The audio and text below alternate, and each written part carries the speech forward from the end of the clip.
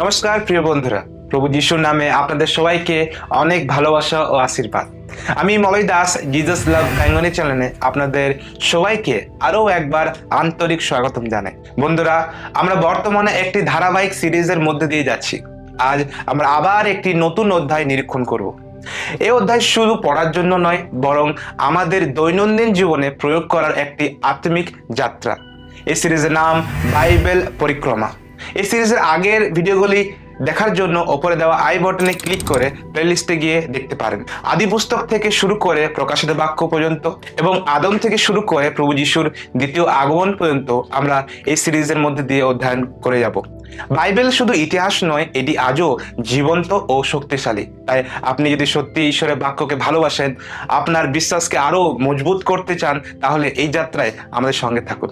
নিয়মিত ভিডিও দেখতে চ্যানেলটি ফলো করুন, সাবস্ক্রাইব করুন এবং প্রভুর বাক্যের এই পথে আমাদের সঙ্গেই থাকুন। চলুন আমরা একসাথে ঈশ্বরের বাক্যের পথে হাঁটি।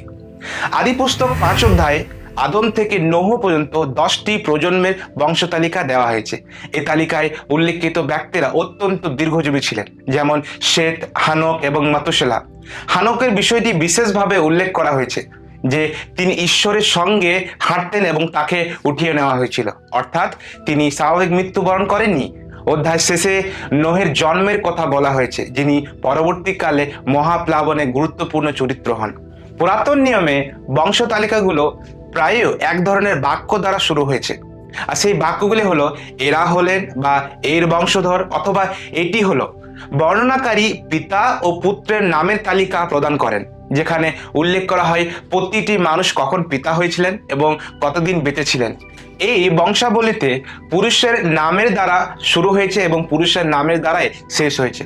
কিন্তু গুরুত্বপূর্ণ বিষয় হচ্ছে, আদি পুস্তক তার 3 অধ্যায় 15 পদে ঈশ্বর যখন প্রতিশ্রুতির বাক্যের দ্বারা এক আশা মানুষকে দেন, তখন তিনি বলেন কি এক স্ত্রীর গর্ভজাত হইতে, অথবা এক স্ত্রীর বংশের দ্বারা। কিন্তু আমরা এই তালিকায় কোনো স্ত্রীর বংশকে দেখিনি, কিন্তু এই বংশ তালিকায় পুরুষের নামের দ্বারাই সম্বোধিত করা হয়েছে। আদি পুস্তক 5 অধ্যায়ে বংশ তালিকায় আদমের 3য় পুত্র শেতের মাধ্যমে আদমের বংশধরদের তালিকা দেওয়া হয়েছে। এই বংশ তালিকাটি একটি স্মারক দিয়ে শুরু হয় যে ঈশ্বর মানুষকে তার নিজের প্রতিমূর্তিতে সৃষ্টি করেছেন এবং তাদের সন্তান জন্ম দেওয়ার ক্ষমতা দিয়েছেন।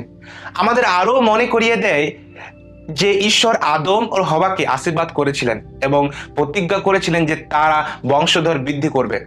এই বংশ তালিকাটি প্রমাণ দেয় যে ঈশ্বর তার প্রতিজ্ঞা পূর্ণ করেছেন, আদমের মাধ্যমে শুরু করে, যার নিজের প্রতিচ্ছবিতে এক পুত্র ছিল। এই তালিকাটি সেত, ইনস, কৈনন, মহলেলেল, জেরদ, হানক, মতুসেলহ, লেমক এবং নূহ ও তার 3 পুত্র পর্যন্ত বিস্তৃত। কিন্তু কিছু কিছু নাম, যেমন হানক ও লেমক, কৈনের বংশধরদের নামের সাথে মিলে যায়। এটি প্রমাণ করে যে সেই সময়ে লোকেদের মধ্যে পারিবারিক নামের ক্ষেত্রে একই নাম ব্যবহৃত হতো। এই বংশ তালিকায় উল্লেখিত ব্যক্তিরা বিস্ময়করভাবে দীর্ঘজীবী ছিলেন, যেমন মতুসেলহ 969 বছর বেঁচে ছিলেন, যা সম্পূর্ণ বাইবেলে সবচেয়ে বেশি দীর্ঘজীবী ছিলেন। আমাদের বর্তমান সংক্ষিপ্ত আয়ুর তুলনায় এই সংখ্যাগুলো অবিশ্বাস্য মনে হতে পারে, কিন্তু খ্রিস্টীয় বিশ্বাস এই বছরগুলোকে অক্ষরিকভাবে গ্রহণ করেন এবং মনে করেন যে নোহের সময়কালেই মানুষের আয়ুর একটি সীমা নির্ধারণ করে দেওয়া হয়েছিল। অন্যান্য মনে করেন যে তৎকালীন মানুষ কিভাবে বছরের হিসাবে রাখতো সে সম্পর্কে আমরা খুব কম জানি। পরবর্তী অংশে এটি কঠিন প্রশ্ন উঠে আসে মতুসেলের পিতা হানকের জীবন নিয়ে। 5 অধ্যায় 24 পদ বলে যে সে আর ছিল না, কিন্তু সেখানে আরও বলা হয়েছে কারণ ঈশ্বর তাকে নিয়ে গেলেন। এর সঠিক অর্থ কেউ জানে না। খ্রিস্টানদের মতে প্রচলিত বিশ্বাস হলো কি হানক প্রভুর সাথে এক নিবিড় সম্পর্কে ছিলেন। এলিয়ের মতো তাকেও মৃত্যু ছাড়াই স্বর্গে তুলে নেওয়া হয়েছিল। সম্ভবত এই শব্দগুলো স্মরণ করিয়ে দেয় যে ঈশ্বর মৃত্যুকে জয় করতে এবং আমাদের তার সাথে অনন্ত জীবনে নিয়ে যেতে সক্ষম। অধ্যায়ের শেষের দিকে আমরা জানতে পারি যে লেমকের একটি পুত্র হয়েছিল, যার নাম তিনি রেখেছিলেন নোহ, যার অর্থ বিশ্রাম বা সান্ত্বনা। সত্যি সম্ভবত অভিষিক্ত ভূমিতে কঠোর পরিশ্রমের মাঝে তার জন্ম ছিল একটি সান্ত্বনা। চাষবাসের কষ্ট এবং খাদ্যের জন্য কঠোর পরিশ্রম মানুষকে সেই অভিশাপ থেকে মুক্তির আকাঙ্ক্ষা করতে বাধ্য করেছিল। আদি পুস্তকে 5ম অধ্যায়ে অধ্যয়ন করতে আমরা বুঝতে পারি যে ঈশ্বর তার উদ্ধারের পরিকল্পনা সম্পূর্ণ করার জন্য আদমের 3য় পুত্রের শেতের বংশকে মনোনীত করেছিলেন। আমরা দেখি এই বংশ থেকেই হানক এবং নোহের মতো ধার্মিক ব্যক্তিরা আবির্ভূত হয়েছিলেন। সেত নিজেই ছিলেন এক ধার্মিক বংশধারার মূল ভিত্তি। মূলত তাদের মাধ্যমেই আমরা ঈশ্বরের সেই মহান পরিকল্পনার পূর্ণতা দেখতে পাই। সময়ের সাথে সাথে ঈশ্বর এই বংশকে কেন্দ্র করেই তার মহৎ কার্য সম্পাদন করতে চলেছেন। আমি বিশ্বাস করি আদি পুস্তকে এই অধ্যায়ের মাধ্যমে আপনারা কিছু শিখতে পেরেছেন।